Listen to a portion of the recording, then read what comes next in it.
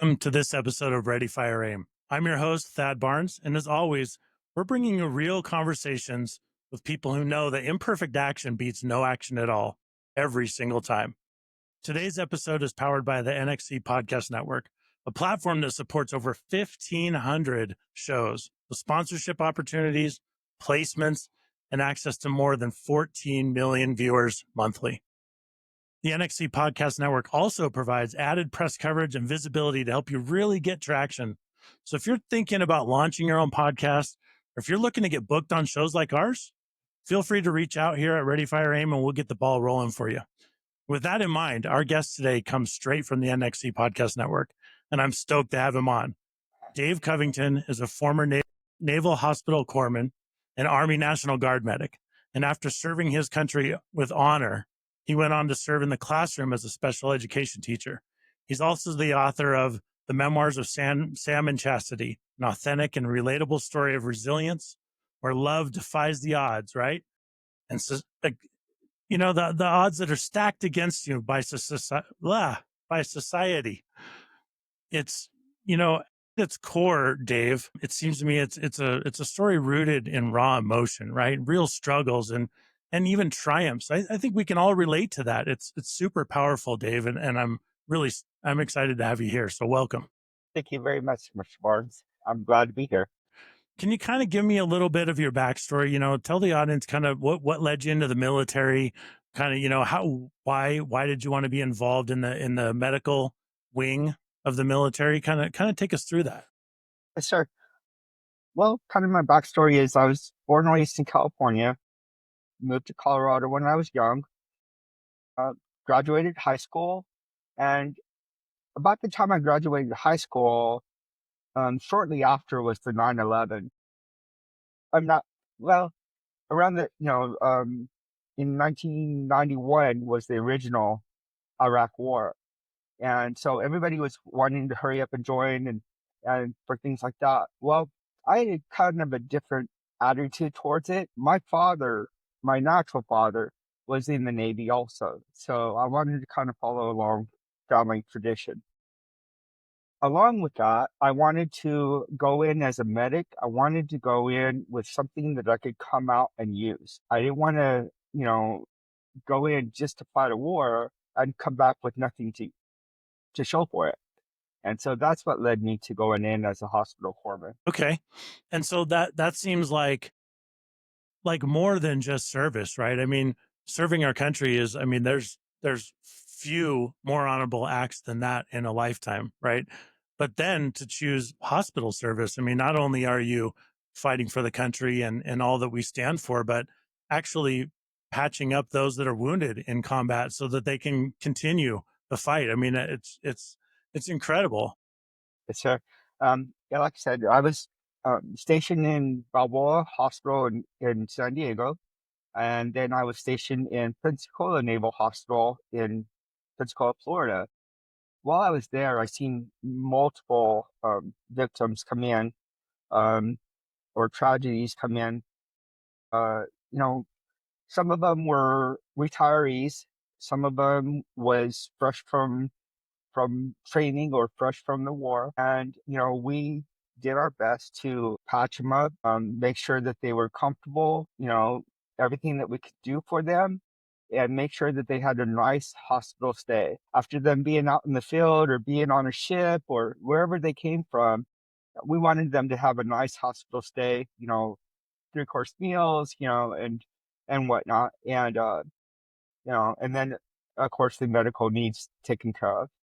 And so I was able to provide that for them, make sure that they were, fed, and made sure they had all of their medications, their bandages and their wounds and IVs and medications and everything else that goes along with it.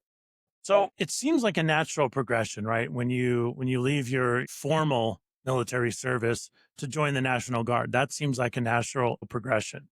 Yes, sir. And being a medic obviously lent itself to your existing skill set. How long were you in the National Guard after your formal military service? After my formal military service, I was in the National Guard for another 4 years. Okay. And were you in the same area of the country? No, I actually, when I got out, I moved to Kansas, and so I was in the well, I actually moved back to Colorado, and so it's very right close to Kansas.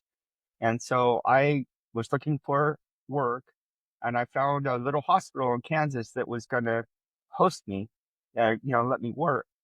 So, uh, so I met my wife, and my wife encouraged me to go ahead and um, continue on with my education and my military training. And so she encouraged me to go into the National Guard. While I was there, I went ahead and I got assigned to a unit in Wichita, Kansas, which is clear on the opposite end of where I was.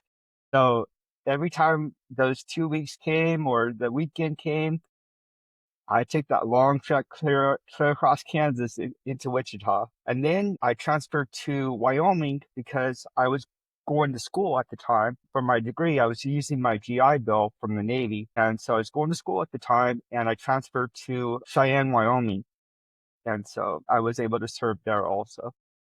Okay. I'm curious when you talk about schooling, one thing we haven't talked about yet is kind of what was that transition like from the military to school, and what led you into teaching? Because being a medic is far different than being a teacher, especially special education. Yes, sir. I wanted to come back and follow what I had learned in being a corpsman. Unfortunately, when I was discharged, I was told that I could come back and challenge state boards and at least become an LPN, if not an RN. Well, state of Colorado said no. I had to start over from square one. And after all that I had learned, there's no way I was going to start over at square one. And so I decided to go into teaching. And when I went into teaching, I was going to do elementary because I love working with kids. I loved working the pediatric floor when I was in the military. And after I got out in the civilian hospitals, I loved working pediatrics. But that didn't quite work out either. I had some professors that didn't think that males belonged in teaching elementary. And so I circumvented that and became a special education teacher, which I taught elementary anyway. Where there's a will, there's a way, Dave. It seems Yes, like sir. you've learned that. Yes, sir. So, what about special education was kind of the most fulfilling for you? I can imagine there's a lot of them, but what did you find that drew you to it so much? I think that the thing that drew it to me so much was the fact that they truly enjoy learning. They truly enjoy every aspect of life, whether it be hard for them, whether it be, you know, easy or what we would consider easy, they consider an accomplishment. And so for me to be able to provide those accomplishments for them or to help them to accomplish things for themselves made it a very prideful. I was a very proud mama in the classroom, and also, while I was going through college, I was a substitute teacher, and so I had a lot of training prior to actually getting my degree. So, and like I said, it was just heartfelt, just watching them grow, watching them learn. That little light bulb that goes on, and they go, "Oh, I got it!" So, yeah, and that made a lot of difference. Plus, also, I got him involved into Special Olympics. So I always taken my classroom over to Special Olympics or certain events and things like that.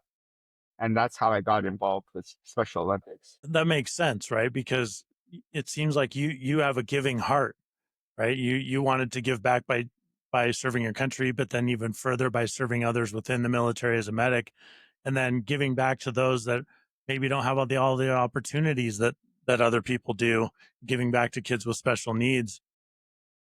And then, I mean, to take it even further, Special Olympics, I mean, that's like the pinnacle, right? So what in terms of just bringing kids to the Special Olympics and going to the events and things, what other ways are you kind of involved in that? I understand you're still involved in that today, right? Yes, sir, I am. When I would bring my students over to the Special Olympics, I was their personal coach. And so if if it was a track and field event, then I would coach them in the track and field. I'd make them run track just like everybody else did.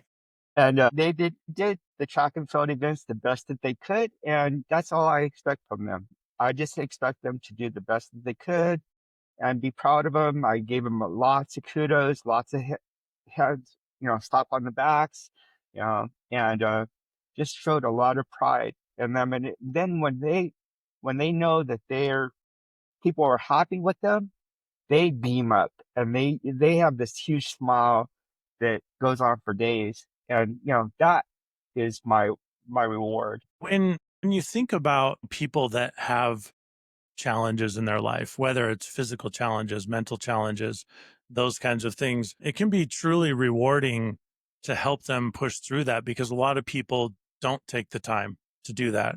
So where I'm wondering is, where does that come from? Mental health and mental illness awareness is sadly what do I want to say? It's not brought to the forefront enough in our society. And so where does that come from for you, for this desire to bring that out and help people with that? Well, actually, I have a personal thing with that. I actually have mental illness, and I have what is called schizoaffective disorder. So basically, I'm bipolar, and if I get manic enough, or for some reason I start to have a bipolar episode, it could lead into schizophrenia. I start to hear things, I start to see things that aren't real, and I start to panic. And so I'm able to see a lot of that. Now, granted, their disabilities are different. They're not all mental disabilities. A lot of them are physical disabilities, but I can still understand what they go through in trying to be a part of society that they're different in. Yeah, not everyone's struggle is visible, right? And the ones that are not visible are probably even more difficult to overcome because people don't know. They don't know that they could give you an extra helping hand or be a little more patient with you because they don't see it.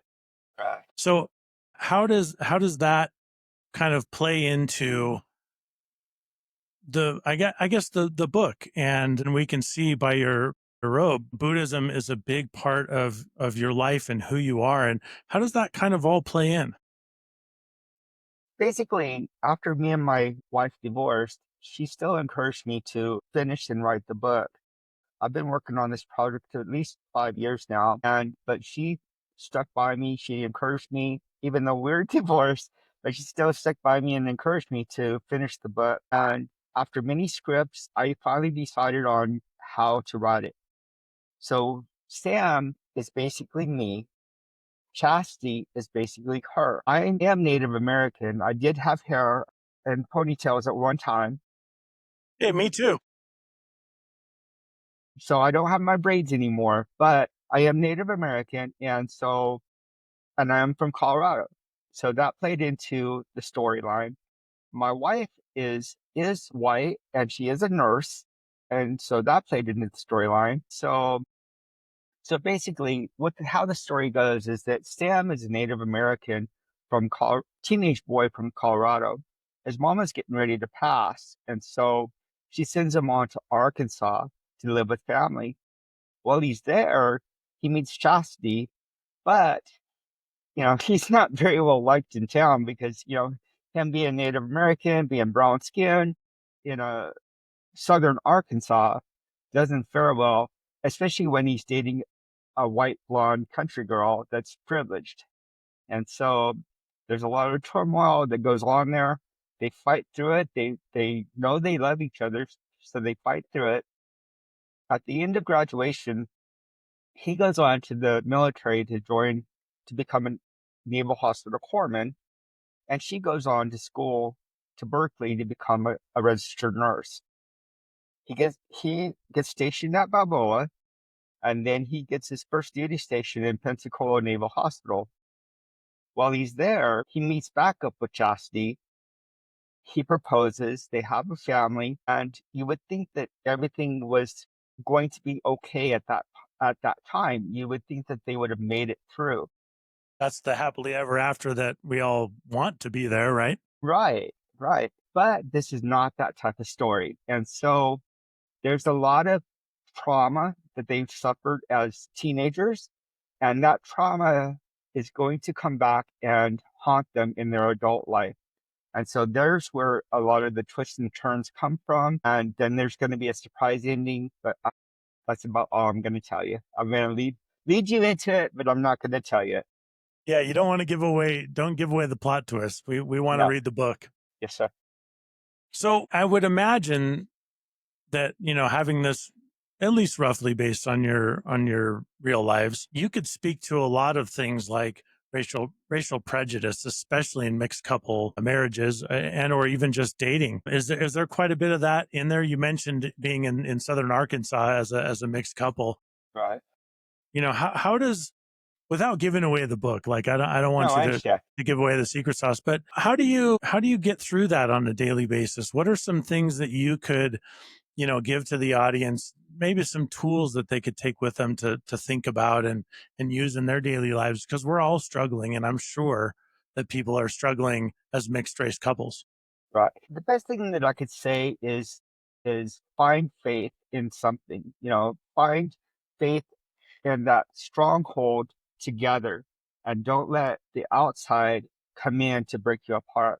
If you're strong together and you hold on and not let outside influences, family, friends, society, don't let them come in and break you apart. Find something that you're fixated on and that can keep you strong, whether it be your hobbies, whether it be your faith, whether it be any number of things, but find something to hold on to so those outside influences don't break you apart. Kind of that adage that love trumps all, right? I mean, love is the bond that gets us through, whether it is love of your spouse, love of your God, or whatever you believe in. Those kinds of things are a deep rooted part of who we are that can really overcome a lot. And especially if you have the support of your partner. Correct. How do you, I think that's something I would love to dive into, without, this isn't about me, but coming from a divorced family too. But how do you maintain such a good relationship with your ex-wife? That's something that I think is uncommon, right? In a good way, but uncommon. It is uncommon for sure. I think a lot of it was because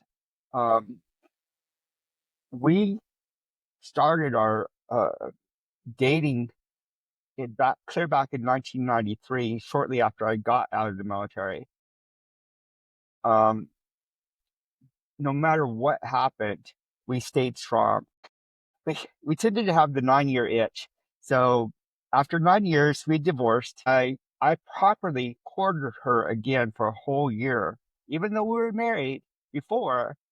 I properly courted her for another year, and then we were married in the Mormon temple. After we were married in the Mormon temple, we took our vows, our sealings, and so another 10 years passed. We're back to being divorced again. But that vow that we took and the strength and the faith that we've had in each other since 1993 still holds true.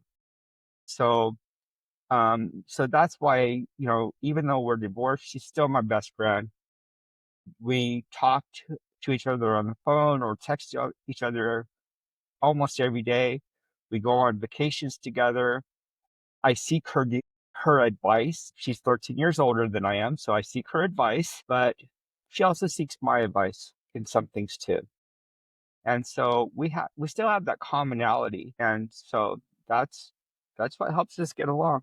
It's that love conquers still. I mean, the fact that your faith, even though different faiths, Right. the faith plus the love you have for each other, even if you realize maybe we can't live in the same house, maybe we can't sleep in the same bed, but we love each other, even if it's as friends, to the point where we want to support each other. That's a bond that few people ever find. You're truly lucky, my friend. I believe I am. I believe that also.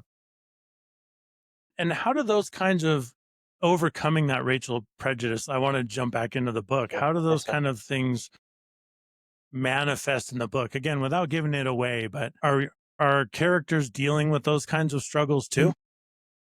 Yes. See, Sam, all he knew was fighting. He was a fighter. He didn't know how to be calm. He didn't know how to conflict resolution. He solved his problems with fighting. Whereas Chastity was more of the shy person and kind of solved hers in a different way. And it caused conflict between the two, you know, initially. But once they fell in love, then they understood. And he understood that he didn't have to fight anymore. And so that's what kind of helped that racial tension is he learned that he didn't have to fight because he had Chastity by his side. And what kinds of things did Chastity take from Sam? Well, Chastity took from Sam well, he learned to kind of settle down on Sam, and she learned to stand up for herself. Okay. It's a balance, right? Between being standing up for yourself and then being over aggressive. And so that it sounds like they balance each other out really well. Correct. Does the idea that society being stacked against you play into their bond together? Like we have to fight this injustice that we're subject to being here in Arkansas? Yeah, they found that they had a lot of common things, even though they were separate religions, they were separate races, you know, came from different backgrounds socially and everything else. They found a commonality in what they went through as teenagers. I'll just kind of leave it at that. But I gotcha. So Well, I don't want to give too much away. I want people to go and read the book. But speaking of that, where can people find your book? I want to make sure that people know where to get it. people can find my book at barnesandnobles.com, amazon.com, or ebay.com, Reader's House, many of the .com sites. Unfortunately, it is not on the shelves as of yet, but maybe one day. It is also available on Kindle as an ebook. So Okay. I know that a lot of readers like to use their computers or laptops to read, so it is available as an ebook. Okay. And again, the title is The Memoirs of Sam and Chastity. So if you Google that, you're going to come up and find that. But also you have a website that people can visit as well. Yeah. My website it's all lowercase. It has to be lowercase, otherwise you can't get to my website. So all together, it's www.dave/CovingtonWrites.com. And we'll put that in the show's descriptions too, so people get to click right on it and go to it. I want to circle back to something we only really barely touched on, the Special Olympics, but you say you're still very active in that. What does that look like these days for you? What do you have any events coming up, or are there any things that you're doing specifically that are coming up real quick? Well, actually, I just got back from kind of back-to-back events. I went up to the state Special Olympics in Colorado, and there was, I think, 1,400 athletes in like, I don't know, like 12 different events. And so my job was to run part of the track. And so I was running scores, and so I would run the paperwork and the roster sheets back and forth. And for a 50, for almost 55-year-old to run, it was quite quite interesting. But and oftentimes I was running late with the score, so I was running alongside of the athletes trying to get the scores back to them. But yeah, I just got finished with the state, and then this past weekend was softball, an adult softball league. So I basically scored the softball, the runs, hits, errors, at bats, for each team, and that was a lot of fun. And are these like qualifying events for, trials and things to get into the actual Special Olympics? Yes, how it works is that each region, there's 4 regions in each state, I believe, but especially Colorado. And so each region has their own regionals. And if you place first, second, or third in regionals, then you get to go to state. And then all 4 regions meets at state. Now, if you place at state, then you have a possibility of going to nationals. And nationals this year is in Minnesota. I really want to go. Yeah. If you make nationals in Minnesota, then you get to make the U.S. team, and the U.S. team gets to go to Worlds, which I believe is I don't quote me on this, but I believe that it's in Brazil in 27. Wow. So the Special Olympics are before the normal. I'm not quite sure how that plays out, but Oh, okay. I just know that how we're structured as far as Special Olympics. And I, to me, I focus more on Special Olympics anyway, because these are athletes, these are kids that truly do put out their best effort, and they're grateful for everything that they hear and see and do. And I'm not saying that other Olympians don't, but these kids don't have sponsors. These kids don't have shoes named after them, but you know, so I mean, they're just in it for the joy of doing it, and to watch their joy is everything. If people want to get involved and volunteer their time with the Special Olympics, what's the best way to go about that? Best way to go about that is to find your region and talk to your regional Special Olympics. Like for instance, my region is southeastern Colorado. So I would look up Southeastern Special Olympics. And then that's how I got together starting in Colorado after I moved back. And so I would say, just look up your region and look up Special Olympics within that region. And then you can move on from there. Okay. Cool. I wasn't sure if you were like maybe thinking about becoming an ambassador and, people can reach out to you. So I appreciate that. Thanks. Yeah. No, not I an see that. I ambassador see yet. that for you though. I got to be Yeah. honest. I see that for you, especially as more appearances on podcasts and your book takes off and things like that. I suspect you're going to get quite busy, Dave. I'm looking forward to it. I really am. Last question for you I have about the book in particular. Have you any plans to do an audiobook version of it? In the future, I will. I just don't have the money right now to do it. Okay. So, yeah, in the future, I definitely will. Awesome. Okay. Well, hopefully some of our friends listening, know some ways to maybe get you some investors involved and get some, those kinds of things going. So it's been an absolute pleasure of having you here. Thank you. Go ahead. No, go ahead. I was just going to say, I want people to get on Barnes and Noble, Amazon, look for the book. Again, it's the Memoirs of Sam and Chastity. Go to Dave's website, dave-covingtonwrites.com. Check him out. I've been on there myself. It's truly a heartwarming story. There's struggle, there's turmoil, there's triumph. I said at the top, I think we can all relate to that. We all have struggles in our lives. Most of us have no idea what other people are going through. So it's nice to know that we're not the only ones. We're not alone in this, Yes, sir. If they don't mind, I'd like to also give a shout out that I am going to be interviewing with Logan Crawford on September 30th, and that will be also presented on TV as well as on YouTube. Awesome. And where can we find Logan Crawford? Is his YouTube Logan Crawford? Just Yeah, if we search that, okay. Yeah, if you want to research Logan Crawford, yeah, just go to YouTube and type in Logan Crawford, and you can see his previous interviews. And then mine should be up about a week or so after the 30th, so Okay. November 7th or so.